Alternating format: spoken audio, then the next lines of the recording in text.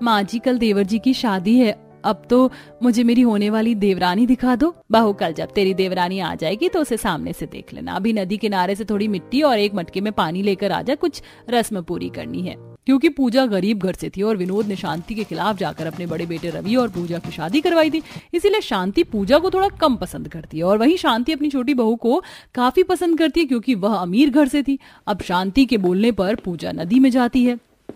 पूजा तुम तो बहुत खुश होगी, आखिर तुम्हारी पसंद की लड़की जो आ रही है तुम्हारी देवरानी बनकर। मेरी पसंद की लड़की? ऐसे नादान बन रही जैसे तुम्हें पता ही नहीं है तुम्हारी होने वाली देवरानी कौन है। इतना बोल वो औरत वहां से चली जाती है और पूजा भी घड़े में मिट्टी और पानी लेकर घर आ जाती है। अब अगले दिन सूरज शादी करके कथा के साथ घर आता है। तो देवर जी की शादी तुझसे हुई है, तू है मेरी देवरानी, तू मेरी जेठानी है। चल मेरा तो समझ में आता है, पर तुझे कैसे नहीं पता था कि मैं तेरी देवरानी हूँ? भाभी आप दोनों एक दूसरे को जानते हो? बहुत ज्यादा टाइम से तो नहीं जानते, पर 2 साल पहले मिले थे। उस वक्त तेज बारिश हो रही थी और बेचारी हमारी पूजा परेशान हो रही थी। उसका एग्जाम जो था, तो मैंने इसे लिफ्ट दी थी और बदले में एक दिन जब मेरी स्कूटी खराब हुई थी तो इसने अपने भाई को बुलाकर फ्री में मेरी स्कूटी ठीक करवा दी थी। बस तब से हम दोनों दोस्त हैं। ये तो बहुत अच्छी बात है। अगर देवरानी जेठानी दोस्त रहे तो घर में सुख शांति बनी रहती है। एक ही घर में अमीर गरीब दोस्त बहू बनकर आती हैं। ये देख पूरा परिवार खुश है, तो वहीं काजल और शांति ना खुश थी। अब अगले दिन कथा की पहली रसोई होती है। देख बेटा, मैंने तो अपनी पहली रसोई में बहुत सारा खाना बनाया था, तुझे भी बनाना पड़ेगा। बहू तेरा दिमाग खराब हो गया, तेरे टाइम पर कोई नहीं था, पर मेरी छोटी बहू के टाइम पर तू है। और जानती है ना कथा कितने अमीर घर से आई है। एक काम कर, दाल मखनी, पनीर, छोले भटूरे, रायता, चावल और पुलाव तू बना ले। छोटी बहू तुम सिर्फ खीर बनाना, ऐसे इतनी गर्मी हो रही है। पर माँ जी तो फिक्र मत कर, बड़ी बहू सब संभाल लेगी। शांति सारा काम पूजा के कंधों पर छोड़कर चली जाती है और ये देखकर कथा को अपनी गरीब दोस्त के लिए काफी बुरा लगता है। कुछ देर बाद अकेली पूजा सारा खाना बनाती है और कथा सिर्फ हलवा।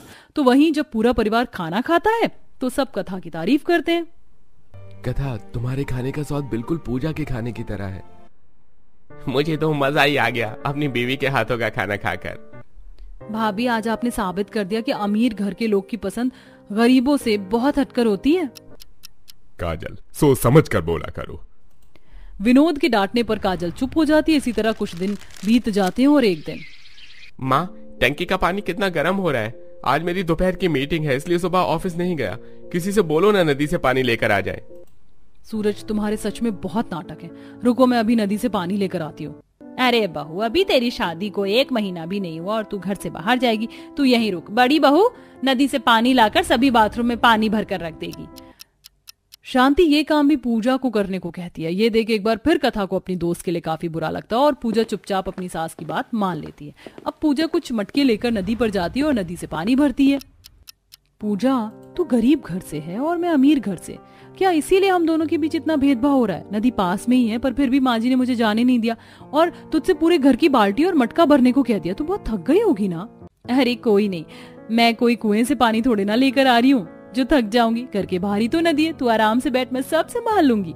इतना बोल एक बार फिर पूजा सर पर और हाथ में मटका रखकर नदी पर जाती है और वहां से पानी लेकर घर आती है। सब देख कथा को काफी बुरा लगता है पर वो कुछ नहीं कर पाती। समय यूं ही गुजरता है और एक दिन, ओह माय गॉड, ये पंखा भी खराब हो गया है। माँ जी आपको पता है मैं सारी रात सो नहीं पाई, मेरे कमरे का तो पंखा भी नहीं चल रहा। आप हमारे कमरे में एसी लगवा दो। हाँ माँ, मैं भी यही बोलने वाला था, अब गर्मी बर्दाश्त नहीं होती। माँ एक एसी की जरूरत तो हमारे कमरे में भी है। भला तेरे कमरे में एसी की जरूरत क्यों है? तेरे कमरे के पीछे ही तो नदी है, रात में खिड़की खोल दिया कर ठंडी ठंडी हवा आएगी। अरे जिसका घर नदी के पास होता है भला उसे भी एसी की जरूरत होती है। अपनी माँ का भेदभाव देख रवि चुप हो जाता है पर सूरज और कथा को शांति की बात पसंद नहीं आती और बहुत जल्द कथा के कमरे में एसी लग जाता है। ऐसे ही एक दिन, क्या यार तू पूरे दिन काम करती रहती, खाना बन चुका है ना, अब तू मेरे साथ मेरे कमरे में चल, मुझे तुझसे बात करनी है। भाभी पूजा भाभी तो आपकी दोस्त और जेठानी दोनों हैं, पर मैं तो आपकी नंद हूँ। कल को शादी करके चली जाऊंगी तो आपके साथ वक्त नहीं बिता पाऊंगी, आप मेरे साथ बैठ जाओ ना। बहू तू अभी तक रसोई में ही खड़ी है, सिंक में कितने बर्तन रखे हुए हैं। तू बेकार ही नदी से इतनी गर्मी में पानी लेकर आएगी, तेरी तबीयत खराब हो जाएगी। एक काम कर, बाल्टी में कुछ कपड़े रखे, तू सारे कपड़े और बर्तन नदी पर बैठकर धो ले। पर माँ जी बाहर बहुत धूप हो रही है। हाँ तो फिर शाम को धो लेना बहू। जी माँ जी। अपनी दोस्त को इतनी गर्मी में इतना काम करता देख कथा को बहुत बुरा लगता है। तो वहीं पूजा नदी पर बैठकर अब हर रोज कपड़े और बर्तन धोती है। समय यूं ही गुजरता है और एक दिन जबरदस्ती कथा सभी को नदी पर ले जाती है और वो लोग नदी पर ही नहाकर अपने कपड़े धो रहे होते हैं। तभी शांति कथा से कहती है, बहू तुम वो जो नदी के उस पार खेत देख रही हो ना, वो हमारा ही है। थोड़ी सी परेशानी आ गई थी, इसलिए तुम्हारे ससुर जी ने उसे गिरवी रख दिया और आज तक हम खेत छुड़वा नहीं पाए। कभी घर बनाना सर पर आ जाता है, तो कभी बेटे की शादी, तो कभी कुछ। इतने पैसे ही नहीं हो पा रहे हैं कि अपना खेत छुड़ा सके। माँ जी, अगर ये बात है तो आप मुझे पहले बताती। आपकी छोटी बहू गरीब नहीं है और आप मुझसे इतना प्यार करती हैं, तो बदले में मैं आपके लिए इतना तो कर ही सकती हूँ ना। और आपको मैं पैसे दूंगी, आप अपना खेत छुड़वा लीजिएगा। देख रही है पूजा बहू, अमीर बहू होने का फायदा। अगर तू अमीर होती तो कथा बहू से पहले तू ये खेत छुड़ा लेती। शांति की बात सुनकर पूजा और कथा दोनों को ही काफी बुरा लगता है और उस दिन कथा ठान लेती है कि वो अमीर गरीब दोस्त के बीच का ये फर्क खत्म करके ही रहेगी। ऐसे कुछ दिन बीत जाते हैं और काजल की तबीयत खराब हो जाती है, जिस वजह से वो अपने बिस्तर पर रहती है। तो वहीं इसी बीच शांति के भी कमर और जोड़ों में दर्द शुरू हो जाता है। ऐसे ही एक दिन, कथा बहू मैंने पूजा बहू को नदी पर भेजा है कपड़े धोने, तब तक तू मेरे लिए लेप बनाकर मेरे जोड़ों की मालिश कर दे। माँ जी, आप सोच भी कैसे सकती हैं कि इस गर्मी में मैं ऐसे गरीबों वाले काम करूंगी? आप भूल गई हैं क्या, मैं अमीर हूँ। जब जेठानी जी आएंगी तो उनसे ये सब काम करवाना। पहले तो आपने मुझे इतना आराम दिया और अब आप मुझसे नौकर वाला काम करवाओगी। बहाने बनाकर कथा वहां से चली जाती है। तो वहीं कुछ देर बाद काजल कथा को आवाज देती है, भाभी आप कहाँ जा रही हो? थोड़ा मेरे पास आना, मेरी दवाई ड्रॉअर में रखी और रसोई से एक गिलास दूध ला दो। तुम दोनों माँ बेटी मुझे अपनी नौकरानी समझती हो क्या? ये सारे काम पूजा ही करेगी, मैं नहीं। अमीर बहू रख लो या काम करने वाली गरीब बहू, क्योंकि अमीर बहू कभी भी ऐसे काम नहीं करने वाली। कथा की ऐसी बातें सुन काजल की आंखों में आंसू आ जाता है और वो खुद उठकर रसोई से दूध लेने जाती है। पर पूजा काजल को काम करता देख उसे अपने हाथों से ना सिर्फ दूध देती है बल्कि दवाई भी खिलाती है और सारी बात काजल अपनी माँ को बताती है। कुछ देर बाद पूजा लेप बनाकर अपनी सास के पास जाती है और अपनी सास के पैरों की मालिश करती है। तभी वहां कथा आती है। सही कहा था मैंने, गरीब घर की लड़कियों पर ही ये काम सूट करते हैं। अच्छा हुआ जो तुम गरीब घर से हो, अगर मेरी जेठानी भी अमीर घर से होती तो पता नहीं माँ जी आपकी सेवा कौन करता। सही कहा था कथा बहू तूने, अच्छा हुआ जो पूजा मेरे घर की बहू बनी। अगर तेरे जैसी एक और अमीर बहू आ जाती तो पता नहीं मेरा क्या होता। माफ करना पूजा बहू, मैंने अमीर गरीब बहू में भेदभाव किया और तुझे परेशान करने के लिए बार बार तुझसे नदी से पानी लाने को कहा, धूप में नदी के पास बैठकर तुझसे कपड़े धुलवाए। चलो शांति, तुम्हें अपनी गलती का एहसास तो हुआ और अपनी अमीर बहू को सुनाना बंद करो, क्योंकि तुम्हारी किस्मत अच्छी है कि तुम्हें अमीर गरीब दोनों ही अच्छी बहू मिली, वरना तुमने अमीर बहू का रूप तो देख ही लिया होगा। पापा, अगर ऐसी अमीर बहू को अच्छी बहू कहते हैं तो फिर बुरी बहू कौन होगी? चुप कर मोटी बुद्धि, ये सब मेरी बीवी ने जानबूझकर किया ताकि तेरी और माँ की आंख खुल सके और आप लोग भाभी के साथ भेदभाव करना बंद कर सको। अब मैं क्या बोलूं, मैं तो अपनी दोनों बहू की नजरों में गिर गई। तुम दोनों ही मुझे माफ कर दो। और बहू सच में गर्मी बहुत है, तेरी भी तबीयत खराब हो उससे पहले मैं तेरे कमरे में भी एसी लगवा दूंगी और तुझे अब नदी पर जाकर पानी लाने की या काम करने की जरूरत नहीं है। हम सब अब से मिल बांट कर काम करेंगे। आज फिर खिचड़ी बना दी? माँ, पिछले 3-4 दिनों से तुम खिचड़ी ही बना रही हो। अरे कभी कभी तो मटर पनीर भी बना दिया करो। मेरी दोस्त है, उसके घर में हर दूसरे तीसरे दिन पर मटर पनीर बनती है और एक हमारे घर में देख लो, रोज खिचड़ी। 3 बेटियां हैं मेरी और शादी के लिए भी पैसे चाहिए, ऐसे में मटर पनीर कैसे बनाऊं? और तुम्हारी शादी के लिए भी तुम्हारे पापा रिश्ता देख रहे हैं। हो सका तो इसी साल तुम्हारी शादी भी हो जाएगी, वो भी अच्छे घर में, क्योंकि तेरे पापा नहीं चाहते जैसे हम गरीबी देख रहे हैं वैसे शादी के बाद तुम भी गरीबी देखो। खिचड़ी को लेकर निशा अपनी माँ से बातें कर ही रही होती है कि तभी उसकी दोस्त नेहा का फोन आता है। यार, मुझे तुझसे कुछ काम था, 2 मिनट के लिए मेरे घर आ जाओ। हाँ बस आती हूँ 5 मिनट में। इतना बोलकर निशा बिना खाना खाए अपने दोस्त से मिलने के लिए उसके घर चली जाती है, जहां नेहा की माँ डाइनिंग टेबल पर सबके लिए मटर पनीर और पराठे रखती है। ये देख नेहा का मुंह बन जाता है और वो अपनी माँ से कहती है, क्या माँ, तुमने आज भी मटर पनीर बना दिया? इस घर में रोज रोज मटर पनीर ही बनता है। मैंने तुमसे कितनी बार बोला है ना कि मुझे मटर पनीर नहीं खाना, कभी तो कुछ और भी बना दिया करो। कैसी है नेहा, एक मुझे मटर पनीर नसीब नहीं हो रहा और इसे मटर पनीर खाने को दिया जा रहा है तो ये अपनी माँ पर नाराज हो रही है। अगर मुझे मटर पनीर रोज खाने को दिया जाए तो मैं एक बार भी मना ना करूं। निशा, तुम क्या सोच रही हो? तुम्हें तो बहुत पसंद है ना मटर पनीर, तुम आराम से खाओ और माँ मेरे लिए कुछ और बनाकर ला दो। निशा उस दिन अपनी दोस्त के घर मटर पनीर खाती है तो वहीं नेहा की माँ उसके लिए कुछ और खाना बनाकर लाती है। समय यूं ही बीतता है और बहुत जल्द निशा की शादी दीपक नाम के एक अच्छे से लड़के से हो जाती है। और शादी के बाद जब निशा अपने ससुराल जाती है तो उसे खाने में मटर पनीर मिलता है। ये लो भाभी, आज मैंने स्पेशल मटर पनीर बनाया है अपने हाथों से, खाकर बताना कैसा बना है।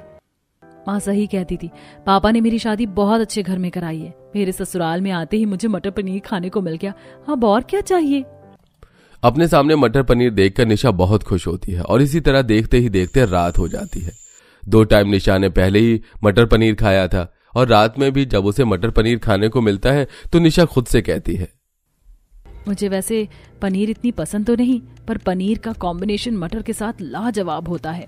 सभी के साथ डाइनिंग टेबल पर खुश होकर निशा मटर पनीर खाती है और अगले दिन उसकी पहली रसोई होती है, जिसकी वजह से सुमित्रा निशा के कमरे में जाती है जहां वो शीशे के सामने बैठकर तैयार हो रही होती है और उसका पति सो रहा होता है। तभी सुमित्रा कहती है, बहू, इस घर में कोई मटर पनीर खाए या ना खाए, पर मैं और तेरे ससुर जी मटर पनीर की सब्जी खाते। हमें डॉक्टर ने बोला है पनीर खाने के लिए और उसके साथ मटर सबसे बेस्ट ऑप्शन होता है, तो तुझे रोज हमारे लिए पनीर बनाना होगा। बाकी आज तेरी पहली रसोई है, इसलिए जो तेरा दिल करे तो वो बना ले।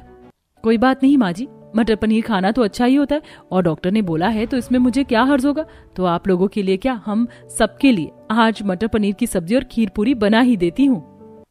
काम बताकर सुमित्रा वहां से चली जाती है और क्योंकि निशा भी अपने ससुराल में अपनी पहली रसोई में मटर पनीर की सब्जी बनाना चाहती थी, इसलिए वो रसोई में जाकर मटर पनीर की ही सब्जी बनाने की तैयारी करने लगती है और फ्रिज से पनीर निकालकर उसे काटने लगती है। इतना पनीर काफी रहेगा, अब जल्दी से कुछ प्याज, लहसुन और खड़े मसाले निकाल लेती हूँ। आज ऐसी सब्जी बनाऊंगी कि सब अपनी उंगलियां चाटते रह जाएंगे। अब बड़े ही प्यार से निशा सबसे पहले लहसुन, प्याज, मिर्च काट कर उन्हें मिक्सी में पीसती है, जिसके बाद कढ़ाई में उसे अच्छे से पकाकर मटर पनीर को अच्छे से मिक्स करके ग्रेवी वाली मटर पनीर की सब्जी बनाती है, जिसे खाकर सभी काफी तारीफ करते हैं। हाँ, अरे वाह, तुमने तो बड़ी ही अच्छी सब्जी बनाई है। भाभी, आपके हाथों का मटर पनीर तो लाजवाब है, मानना पड़ेगा आपको। आप हमारे घर की इकलौती बहू हैं जो सबसे अच्छा मटर पनीर बनाना जानती हो। घर वालों की तारीफ सुनकर निशा को बहुत खुशी मिलती है और खुशी का ठिकाना नहीं रहता। अब इसी तरह 2 दिन बीत जाते हैं और इन 2 दिन में भी निशा सबके लिए पनीर की सब्जी बनाती है। ऐसे ही एक दिन निशा फोन चला रही होती है और उसके सामने कटहल के कोफ्ते की रेसिपी आती है। जब से आई हूँ सबके लिए मटर पनीर ही बना रही हूँ, एक काम करती हूँ आज कटहल के कोफ्ते बनाती हूँ। इतना बोलकर निशा रसोई में जाकर कटहल के कोफ्ते बनाने की तैयारी करने लगती है और तभी वहाँ सुमित्रा विनोद के साथ वहाँ आती है और निशा से कहती है, बहू तू कटहल बना रही, मैंने तुझे बताया था ना तेरे ससुर जी और मैं पनीर ही खाते हैं। हाँ माँ जी जानती हूँ, पर मैं ये कटहल तो हम सब के लिए बना रही हूँ, आपके और पापा जी के लिए तो मटर पनीर ही बनेगा। बहू, तुम इतनी मेहनत क्यों कर रही हो? सबके लिए एक जैसा ही खाना बना दो ना। इतना बोलकर दोनों चले जाते हैं। मेरे ससुराल वाले कितने अच्छे हैं, कितना सोचते हैं मेरे बारे में, पर मेरा तो कटहल खाने का मन था। कोई बात नहीं, अब ससुर जी इतने प्यार से कह रहे हैं तो सबके लिए आज भी पनीर बना देती हूँ, कटहल फिर कभी बना लूंगी। विनोद के कहने पर एक बार फिर निशा सबके लिए मटर पनीर बनाती है। इसी तरह देखते देखते कुछ दिन बीत जाते हैं और शादी करके जब से निशा ससुराल आई थी तब से वो दिन रात मटर पनीर ही खा रही थी, जिस वजह से अब मटर पनीर से उसका मन भर चुका था। ऐसे ही एक दिन वो सास के साथ लिविंग हॉल में बैठी थी तो उसकी नंद काजल आकर कहती है, भाभी आज घर पर मेरी कुछ दोस्त आ रही हैं, तो आप प्लीज अपने हाथों के स्पेशल मसाले वाले मटर पनीर बना देना। काजल, रोज तो तुम मटर पनीर खाती हो और वही लेकर जाती हो, कम से कम जब घर में मेहमान आ रहे हैं तो कुछ और बनाने दो। बहू, एक तरह का खाना बनाने से तेरा ही फायदा है और जब वो कह रही है तो बना देना। निशा अपनी सास को मना नहीं कर पाती और निशा जाकर मटर पनीर की सब्जी बनाती है, पर वो खाना काजल की दोस्त नहीं खाती, जिसके बाद रात में भी पूरे परिवार को वही खाना खाना पड़ता है। मेरा तो मन ही नहीं कर रहा मटर पनीर खाने का, पता नहीं ये लोग कैसे रोज रोज मटर पनीर खा रहे हैं। मटर पनीर देखकर निशा का मन भर चुका था, इसलिए वो बिना खाना खाए वहां से चली जाती है। अगले दिन उससे मिलने उसकी माँ हाथों में कुछ हरी सब्जियां लेकर आती है। सब लिविंग हॉल में बैठते हैं, तभी निशा आती है। माँ, तुम वो भी इतनी सारी हरी सब्जी लेकर, मैं अभी तुम्हारे लिए इन सब्जियों का कुछ बना कर लाती हूँ। हाँ बेटा, क्यों नहीं। बहू, शादी के बाद आज पहली बार तुम्हारी माँ यहाँ आई है और तुम उन्हें हरी सब्जी खिलाओगी। जाओ मटर पनीर बना दो। मटर पनीर का नाम सुनकर निशा का एक बार फिर से मुंह बन जाता है और वो अपनी माँ के लिए मटर पनीर बनाकर लाती है और सब खाते हैं। इसी तरह कुछ दिन बीत जाते हैं और मटर पनीर से परेशान निशा बहाने बनाकर 2 दिन के लिए अपने मायके चली जाती है। खुश, अरे मेरी बेटी कितने दिनों बाद आई है, इसीलिए आज मैं तेरे लिए खिचड़ी नहीं मटर पनीर खिलाऊंगी। माँ, तुम भी मटर पनीर बनाने की बात कर रही हो? नहीं खाना मुझे मटर पनीर, तुम मुझे अपने हाथों की वही सादी खिचड़ी बना कर दे दो। आज तो तुम्हारे हाथों की वो सादी खिचड़ी भी मेरे लिए किसी 5 स्टार होटल की डिश से कम नहीं होगी। मैं अपने ससुराल में रोज मटर पनीर खा खा कर परेशान हो चुकी हूँ, इसीलिए तो मैं यहाँ आई हूँ ताकि तुम्हारे हाथों का कुछ अच्छा खा सकूं। निशा की बातें सुनकर अब शांति जल्दी से अपनी बेटी के लिए खिचड़ी बनाती है, जिसे बड़े ही चाव से निशा खाती है। माँ, तुम्हारे हाथों की खिचड़ी खाकर आज मेरी आत्मा को तृप्ति मिल गई। अब तो मैं 2 दिन बाद यहाँ से जाऊंगी और जब मैं यहाँ से जाऊं तो मेरे लिए खिचड़ी पैक जरूर करना। अपनी बेटी की खुशी देख शांति को भी बहुत अच्छा लगता है।